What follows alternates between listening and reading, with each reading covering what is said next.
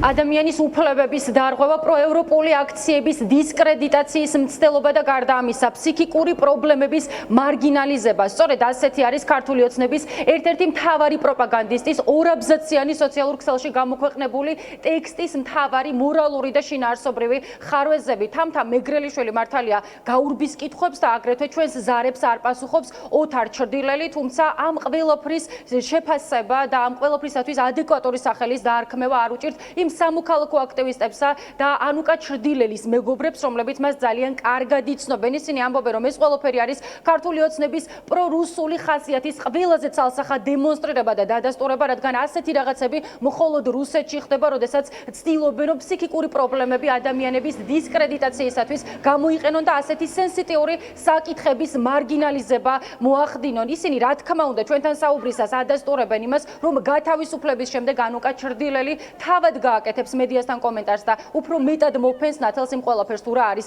მართალი და რა არის ტყუილი, თუმცა ამ ყველაფრის შეფასების პროცესში ამბობენ იმას, რომ მათ მოლოდინსაც კი გადააჭარბა ქართული ოცნების ასეთმა ძალადობრივმა ხასიათმა და ასეთი სახის დაკარგვა. მათივე განმარტებით, უკვე დიდი ხანია ბიძინა ივანიშვილის გუნდი პროევროპული აქციების, როგორც თავად ამბობენ, გაშავებაზე არის გადასული, თუმცა დარწმუნებულები არიან, რომ აქციის მონაწილეების მზაობა პროევროპულ რელსებზე ქვეყნის გადაყვანის პროცესში გაცილებით უფრო ძლიერია, ვიდრე ივანიშვილის გუნდის ნებისმიერი მცდელობა, რომ ეს ყველაფერი შეაჩეროს და ის მნიშვნელოვანი პროცესები დააზიანოს, რომელიც ახლა საქართველოსა და კონკრეტულად დედაქალაქში მიმდინარეობს.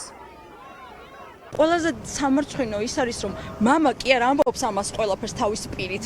აი ამ შალვა რამიშვილის და ვასიკო ოდიშვილის მესეჯ ბოქსებით ატრიალებინებს ტროლბოტებს. მინდა აღვნიშნო, რომ უშუალოდ ანუკას დაკავებას ვინც შეესწრო, ყველამ თქვა, რომ აი ეს არისო.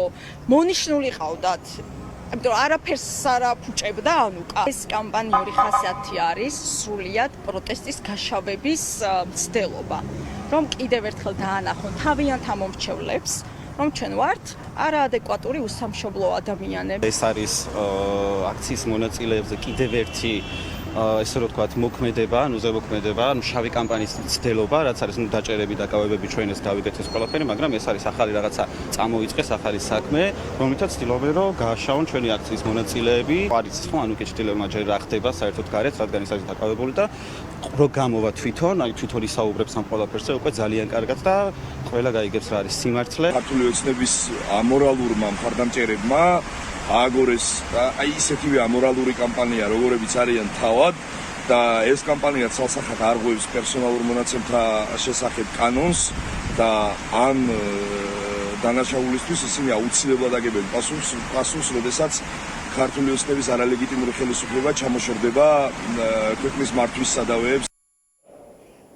რუსულ ოცნებად გადაკვალიფიცირებული ქართული ოცნების ძალადობრივი და პროპაგანდისტული ხასიათი უკვე დიდი ხანია ცნობილია სამოქალაქო აქტივისტებისათვის, განსაკუთრებით ეს რუსული მეთოდები, როგორც თავადაც ამბობენ ხოლმე, მათთვის ცალსახა და ცხადი მაშინ გახდა, როდესაც ბიძინა ივანიშვილის გუნდმა ნინო დათაშვილის დისკრედიტაციასა და სწორედ იმით, რომ მას მიაწერა ფსიქიკური პრობლემები, ახლა უკვე ჯერი არის ანუკი ჩრდილელზე, თუმცა ყველა დარწმუნებულია, რომ ივანიშვილის გუნდი ვერ შეძლებს მსგავსი ტიპის მეთოდებით აქციების დისკრედიტაციას და გარდა ამისა ამბობენ იმასაც, რომ აუცილებლად როგორც მეგრელიშვილს, ისე ანუკი ჩრდილელის მამას აუცილებლად გაეცემათ მომავალში საკადრისი პასუხი იმის გამო, რომ ადამიანის პერსონალური ინფორმაცია გაასაჯაროვეს და გარდა ამისა, ერთ ორაბზაციან ტექსტში ძალიან ბევრი ისეთი ინფორმაცია გაასაჯაროვეს, რომელიც ადამიანის უფლებებს მკვეთრად ლახავს და არღვევს. ისინი აგრძელებენ ბრძოლას და ამბობენ, რომ ნებისმიერი მეთოდი არის გაცილებით სუსტი, ვიდრე ქართველი ხალხის ნება, რომ დაუბრუნოს ქვეყანა ევროპულ რელსებს, ამიტომ აანონსებენ